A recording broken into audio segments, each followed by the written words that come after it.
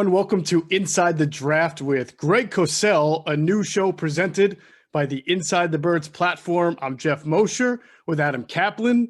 That man in the other box is the star of the show, Greg Cosell, senior producer at NFL Films, also host of NFL's NFL Matchup Show, contributor to the Inside the Birds pregame show. In fact, one of our top analysts. You know him by now.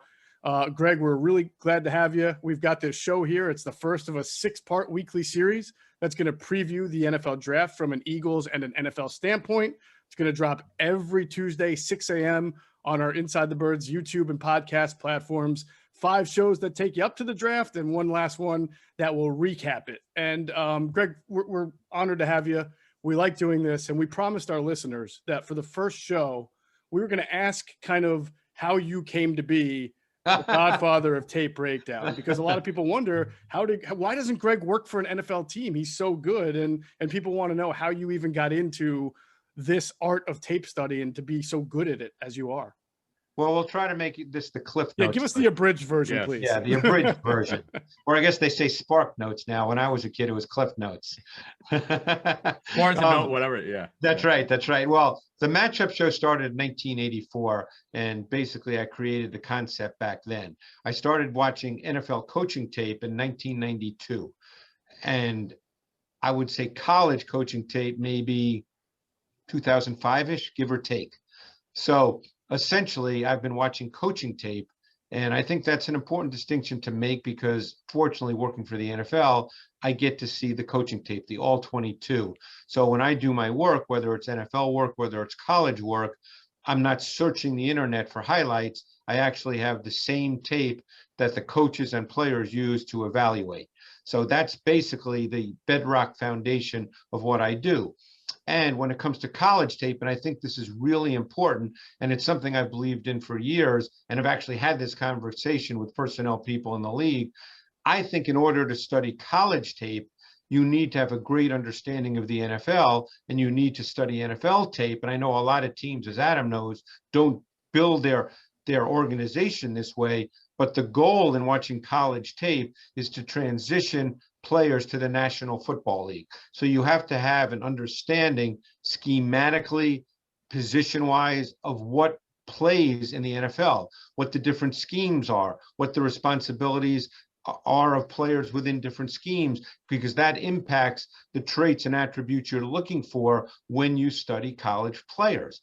As you guys both know, 3-4 base teams, and I know teams only play in their base maybe 30% of their snaps these days, but 3-4 teams might look at a player differently than a 4-3 team. And a very quick example, and then we can move on, is Azeez Ojulari from Georgia, who is 6'2". Now, he has very long arms, but is a 4-3 team going to look at him as a defensive end at 6'2", 249, or are they going to say he doesn't fit our profile of what a defensive end is, and therefore he's a 3-4 outside linebacker? So that's just one example, because as I said, you have to understand NFL defenses and how players are deployed and utilized when you're studying college tape. So, Greg, I want to go back to 1994. What you said was your first year of watching coaching tape. 92. 92, okay. So, this is a sort of a two-parter. Who were your influences? How did you learn it? Okay, because I learned from you and Ron Jaworski plus some of the coaches, but you were actually the first guys I watched tape with. And to say it was laborious, now I loved it, but the constant going back on the same play and the same play and the same play. Where did you learn how to study tape and come up with the way that you do it? Because our listeners want to understand how you got to be the guy that you are and how you studied tape very early on. Well, you have to learn from others, because I did not play football growing up. I grew up in Queens in New York. My high school did not have a football team, so I played basketball and baseball. So when I started watching coaching tape in 1992, I was like everybody else. Yeah, I love football, but that's not the same as studying coaching tape. And you have to learn from others, and you have to open your mind up to the fact that you don't know what you're seeing and that you're learning. And by the way, I'm learning now after doing it for close to 30 years. You're always learning. My attitude is, if you take the approach that you know, then you don't know. So I learned from so many different people, coaches, players. With my job at NFL Films over the years, I traveled. I used to travel a ton, and I would interview coaches, players. I would use those opportunities to pick their brains. Maybe my greatest influence and one of the most fortunate things in my career was I spent a lot of time with Bill Walsh. So I learned from him, but he's just one of many. I've had coaches sit with me through the years. They'd come in and watch tape, and I lean on them to learn about the specifics of how do you evaluate players, different schemes. A coach named Rod Rust, who actually was Joe Green's head coach back in 1968 at North Texas State, was considered one of the smartest defensive minds in the NFL, even though a lot of people might not know who he is. He retired and lived down the shore. He called me up and said, "Can I come watch tape with you?" And he would come in every Monday for 5 years. And he was a defensive coach. And I learned defense from Rod Rust. So you're always learning, and you need people to teach you, because if you start watching tape and think you know what you're looking at, then you don't know. And I can say that honestly. In fact, to this day, when I sit and watch tape, I say to myself, if there was a coach sitting here, he'd be seeing 10 things that I'm not. And that gets me to constantly concentrate and watch with even a closer eye, because I feel like I'm missing 10 things. Whether I am or not, I don't know, but that's the way I feel. And that's why I think, Greg, sitting with you and Jaws, there were literally, Geoff, there were some times they'd watch a play, and I'm not underestimating this, 25 times. Mm-hmm. I'm like, Jaws, what are you seeing? And he goes, talk about it while seeing. we're watching it. Yeah. Right. Amazing. That's amazing. Greg, when you're watching prospects, and we know how many you do, for the listeners and the viewers, can you say, are there baseline traits that you're looking for in a player, regardless of position? Anything that's just baseline when you start your evaluation process that you're looking for in any football prospect? Well, I think when you're talking about a sport where there's a lot of reactive movement, okay, because at the end of the day, every play has a design on each side of the ball. But then when the play starts, things change. So reactive movement. So when you watch a player, no matter what position, obviously a corner is going to have different reactive movement traits than a 320-pound offensive lineman, but an offensive lineman still has to have reactive movement. So you like to see someone's ability to change direction, redirect, what we call transition, lateral agility, lateral quickness. Very often, obviously, if you're running, if you're a receiver running a go route, it's different, but much of the game is played in confined space. Mm-hmm. So you like to see a player be able to move well in confined space, because it's not a track meet. I know, obviously there was no combine this year, but, we've been to the combine. Adam and I spent time at the combine. I've been fortunate to be going for over 20 years. And at the combine, you're not really in confined space. So you see guys just with athletic traits, and people obviously get excited. But the game is not played like that for the most part. It's played where people are preventing you from moving freely. So sure. you have to see how a player reacts to like I said, it's reactive. Mm-hmm. He has to be able to react to when he can't move freely, because that's the way the game is. Sure. Now, because people have asked us, I'll ask you, and then we'll start to evaluate. Have you ever had the opportunity, wanted the opportunity to work for an NFL team in that kind of a scouting capacity? Yeah, I mean, I'm sure, because this is what I do. But then there's a part of me that says, no matter how good I might be, and maybe I'd be good, maybe I wouldn't, who knows? I can't speak to that. Mm-hmm. But at the end of the day, those guys get fired. And I've been very fortunate. I've been very fortunate. I just finished my 41st season at NFL Film. Wow. So, so I've been very, very fortunate. So yeah, the challenge is always in my mind. And as Adam knows, I speak to personnel people, I speak to coaches. That's how I learn. But I think I'm pretty comfortable, particularly at my age now, just where I am. Sounds good, Greg. And as we get into the players, one of the things that I know you love looking at is traits and how you've always talked about how do they transfer to the next level. Kyle Pitts, to me, is so fascinating, because as I keep talking to coaches each year, as we know, and Geoff knows this as well from talking to personal people and coaches, there's sort of controversial players, but Kyle Pitts might be the only player I've talked about with teams or coaches about, let's say I've talked to teams about 80 players or so far. They all agree they think he's going to be special at the next level. Well, you've watched his tape like nobody else. Oh, yeah. Give us an idea of what he could be at the next level. Well, and I've said this before, but now I'll say it, with you guys, is I think that the letters before or after his name are irrelevant, because Kyle Pitts is a receiver and you can line him up anywhere in your formation. I mean, you're talking about a guy, he just had his pro day a week ago, and he was 6'6", 246. He ran a 4.46, and his 10-yard split was 1.5, which is remarkable for a man at 6'6", 246. Now, keep in mind, and Adam will remember this, that players like DeAndre Hopkins, he ran a 4.58. Michael Thomas ran a 4.57. Anquan Bolden, I remember being in the Dome in Indianapolis when Anquan Bolden ran a 4.72.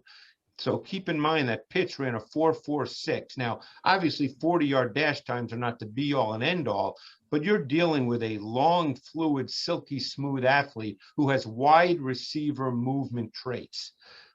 I wonder if some teams aren't going to think of him as a wide receiver in the way they line him up. You'll see him at the boundary X position, meaning he's the single receiver to the short side of the field. You'll see him in the slot. You'll see him split to trips. You'll see him lining up all over the formation. He's got high-level natural athleticism and movement. He's got a great receiving skill set. I mean, the size, the stride length, the speed, the contested catch profile. In studying him this year, he would line up at boundary X. He beat J.C. Horn. He beat Tyson Campbell for a touchdown against Georgia. These are corners. J.C. Horn's going to go in the top 15. Campbell's likely to go in the top 40. So you're just dealing with a receiver. You're dealing with a weapon. And Kyle Pitts, look, nobody in this business likes to use the word can't miss, because then you're wrong. And in our era of social media, believe me, you get reminded of that. But this kid, I think, has special receiving traits. Speaking of that, Greg, I mean, obviously with the Eagles moving down, they've probably taken themselves out of the Jamar Chase sweepstakes. So I know a lot of Eagles fans were dead set on Jamar Chase. They were hoping they can get him.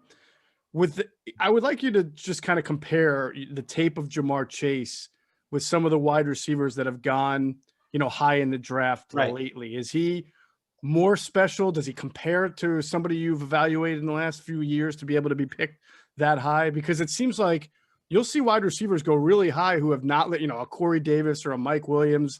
And then you'll see a couple of guys go a little lower who've had great careers. But then you've also seen Mike Evans go high and be worth it. So what is your evaluation of Jamar Chase? Yeah. And again, as Adam knows, and Geoff, you'll know this too now, I'm not big on mocks or lists per se. Exactly. All I can do is evaluate the player. That's why I'm only asking from a tape standpoint. Yeah, I can only evaluate the player, where he goes or what happens next. All you can do is evaluate what you have up to this point and then project and transition.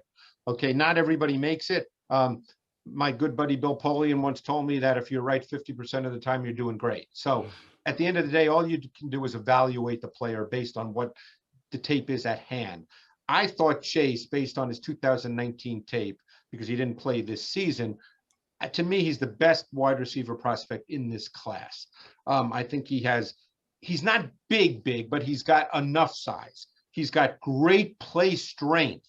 He's got hands. He's got body control. He's got balance. He's got burst. He's got run after catch. And what really stands out, and this is important, is he's got physical and mental toughness and competitiveness. When he gets pressed, he fights through it with toughness. I think the variety of ways in which he defeated press coverage, which you don't see that often from young receivers coming out of college, I think that really stood out on tape. I thought overall he played a tough, competitive game. You asked me who he reminded me of.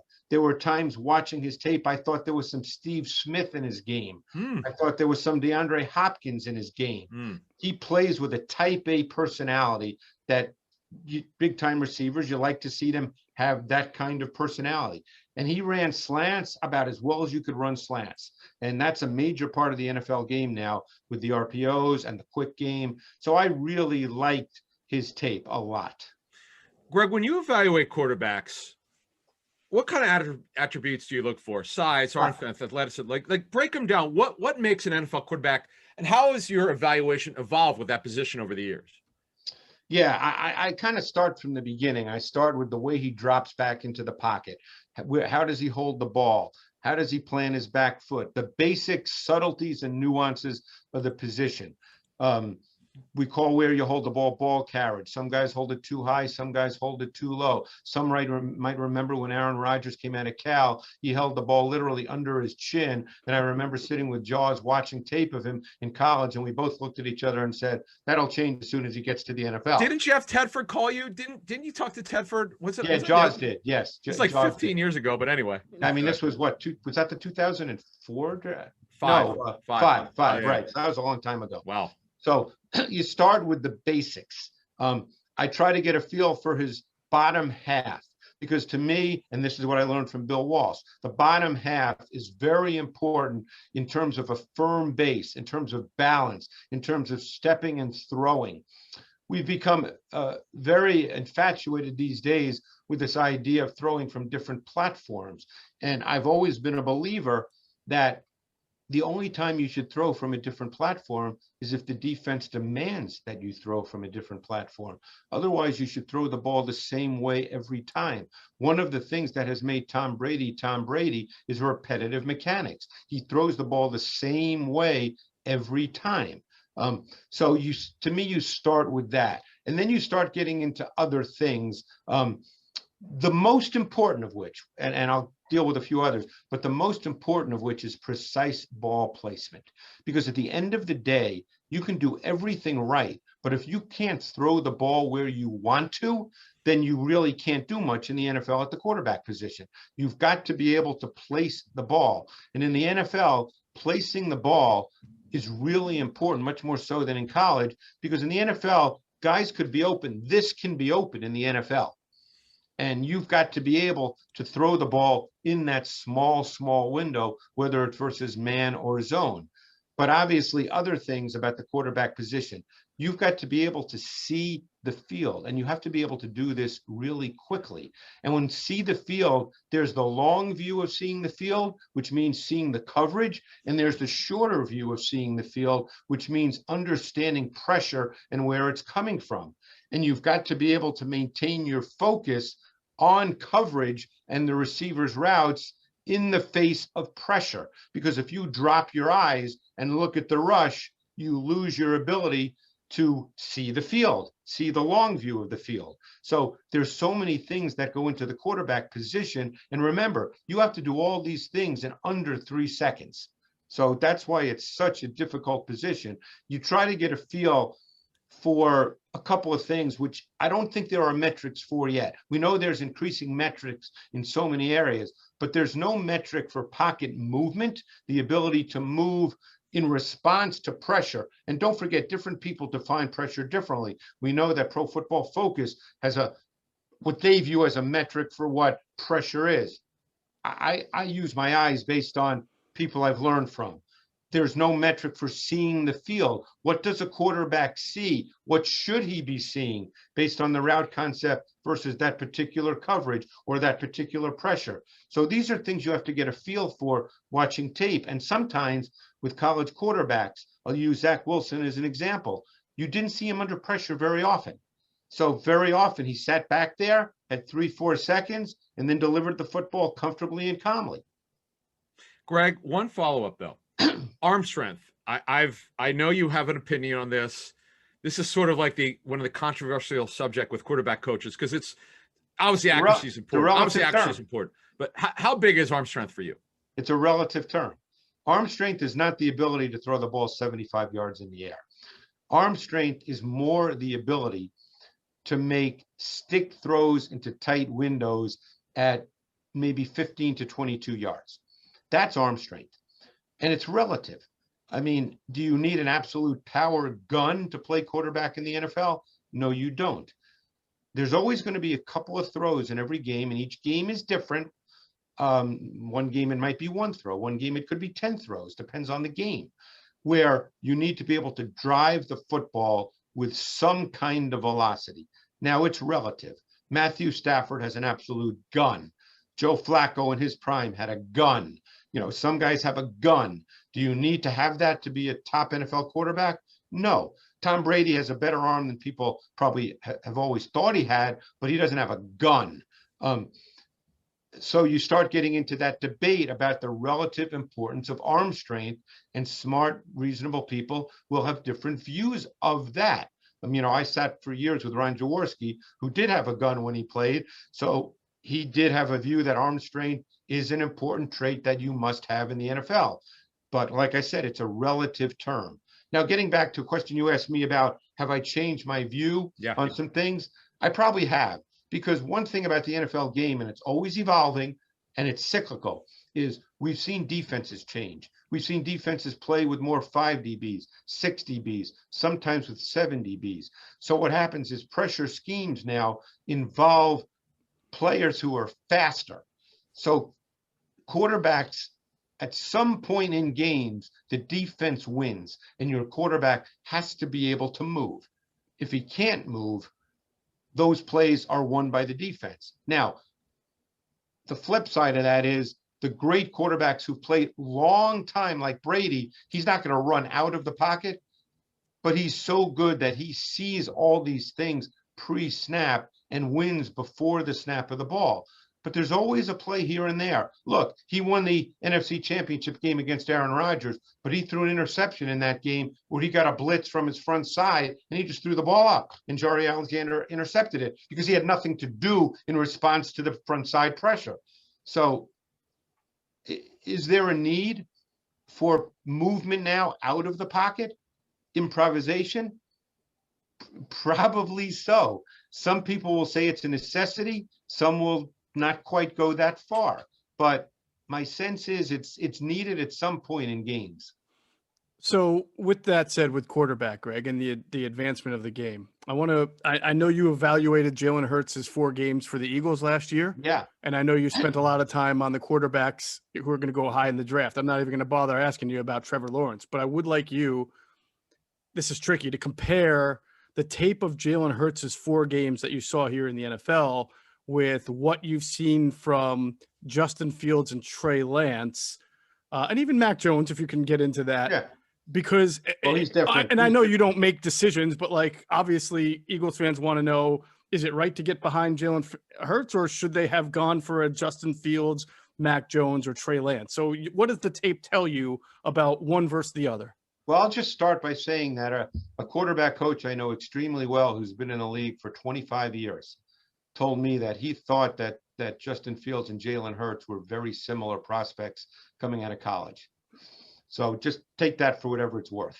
I thought Jalen Hurts, to be honest, I expected the ups and downs. I don't think anybody was surprised by the inconsistency, but I thought he showed some good things. With Jalen Hurts, who is not an explosive runner like, let's say, Lamar Jackson, but is a very good runner. He's just a different kind of runner because of body type. I think with quarterbacks that can move and have always been able to move as more than a parachute. In other words, more than a last resort, they can use it as a proactive way to be effective. I think there's always a balance between staying in the pocket and letting things develop and then making the right throw and leaving the pocket prematurely. Now, sometimes you can leave the pocket prematurely and make a very good play, and coaches kind of say, hey, good play. But there's a balance there, and that can only come from experience. There's a very fine line. I've talked to coaches about this. I had a great talk with a Seahawks staff member a number of years ago at the Combine about Russell Wilson. Now, he's under 5'11", so it's a little different because there's some things he can't see. But to me, that's the balance that you try to find. And I'm not a coach, so I'm not exactly sure how you coach that, Geoff. But I think when you design a game plan, and coaches, as you guys know, spend 16, 17 hours a day doing this, if the play works and you get what you want the quarterback throwing the ball. If the play doesn't work and the defense wins, fine. Then the quarterback can move. But you don't want the quarterback to move if the play does not demand it. And I think that's where the balance comes in. And I would imagine that's a very, very hard thing to coach, because you don't want to coach good athletic movement out of Jalen Hurts. Mm-hmm. But on the other hand, you don't start practice in your quarterback drills, roll the ball out and say to Jalen, let's run around today and see if we can make a play. Right. That's not the way the game is coached. Mm-hmm. So I think it's a very fine line. I think it comes from experience. I think Jalen Hurts, who's barring anything that happens in the next 5 weeks, 4 weeks, he's going to be the Eagles starting quarterback. So I think they're more than willing to, based on the kind of kid he is, what we know about his character. You know, we're not in the locker room, but we've heard good things about that.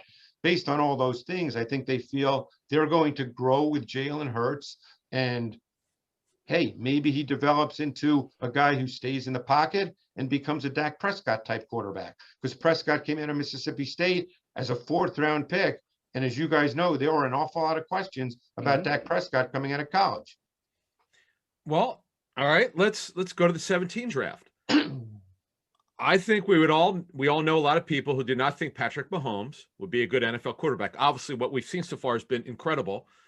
Greg, what did you learn about your evaluation from Mahomes and moving forward over the 4 years that he's been in the league? Where are you at with him right now as a quarterback? Well, I fight with myself on that every day, Adam, when I watch quarterbacks, because you can say what you want about Mahomes, and he's obviously a special player. I'm not going to sit here and say he's not. He's a special player. But his college tape, there was an awful lot of recklessness, undisciplined nature to his play, a looseness to his play. I can remember, and then Adam, you know this well, I can remember being at the bar at the JW Marriott numerous nights talking with coaches the year Mahomes came out, and so many coaches were nervous about Patrick Mahomes. And without mentioning names, which I won't do, but we're talking about some big-time offensive minds in the NFL who were scared of Patrick Mahomes because of the way in which he played. No one said anything about the talent. The talent, the arm talent and throwing ability, my daughters can see that. That's off the charts. You know, and obviously he went to Andy Reid. He sat for a year, which doesn't really happen anymore. He sat for a year behind arguably one of the best quarterback coaches in Andy Reid and one of the best quarterback mentors in Alex Smith, and learned, but the talent is off the chart. So he's found that balance that I was speaking about a moment ago between playing within the structure of a very well designed, conceived, schemed offense, and then having the second reaction ability when needed. And he's found that balance very early in his career. But make no mistake about it, there are a lot of coaches, and now that we have access to the results, it's easy to say they're wrong. That's easy. But there were a lot of smart coaches who were very uncertain about what Patrick Mahomes would be in the NFL. All right, Greg, I want to finish up talking about the 2 Alabama wide receivers, both of which, or one of which could be there when the Eagles pick, maybe both, different kind of guys. So give me your evaluation on both kind of guys. And also, if you could expand on if one is better for a certain scheme or lining up in a certain spot than the other, how familiar both are with man coverage based on the tape that you've seen, and just their overall strengths, weaknesses, and evaluation there. Yeah, I think that they're totally different players in my view anyway. I mean, and I think that's important to know, is that they're totally different players. Mm-hmm. To me, Jalen Waddle is very much in the way he'll be. Again, this goes back to our original point. We're transitioning to the NFL now, where obviously you start with traits. We know that he's got highly explosive athletic traits. We know that. I think the way he can be deployed in the NFL is very similar to Tyreek Hill. I think he's that kind of player. Mm-hmm. I think he's explosive vertically. He's phenomenal run after catch. I mean, his lateral quickness, lateral agility is high level. I think that you'll see him as a motion receiver, a movement receiver. You want to get him free access off the line of scrimmage. In today's game with jet sweeps and orbit reverses, this wide receiver screen game, you want to get him the ball in space on the move.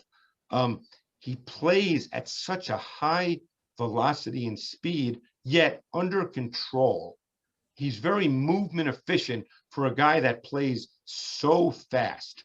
I watched him in 2018, 2019, and 2020 before he got hurt.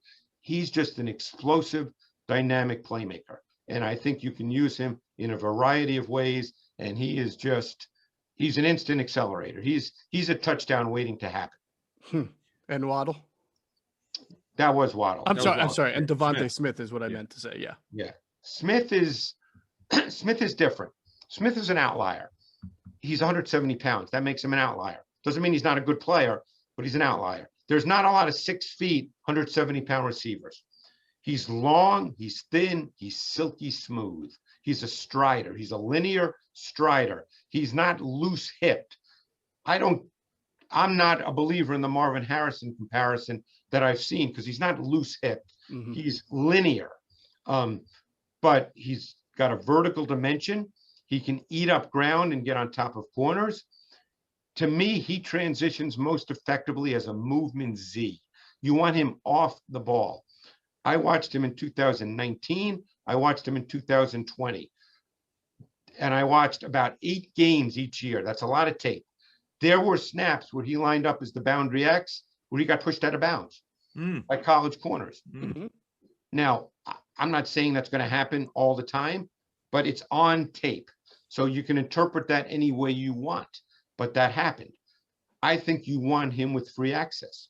I think he has a great understanding of how to set up corners using his vertical stem. So you want him to have free access off the ball so he can use his vertical stem. He's got great ball tracking ability, great body control, strong yet soft hands, made contested catches despite his 170 pounds. But he's a linear athlete. He's not a shake and bake athlete. He's a linear athlete. But I think the tape tells you that there is an awful lot there to like, but I think you have to understand how that can best be deployed at the NFL level. Greg, when you've studied and graded tape over the years, and you mentioned some of the guys who didn't run the great 40 time, why have a lot of these guys made it? Obviously, Michael Thomas is a great example. Is it just subtle nuances of route running? What has it made these guys so special? Bolden is another good one. Kenny Golladay, by the way, is a good football player, just got paid. Why do these guys make it and they're not first round picks? I mean, the only way I can answer that is to me, route running is an art. It's an art form. Speed is not what makes route running.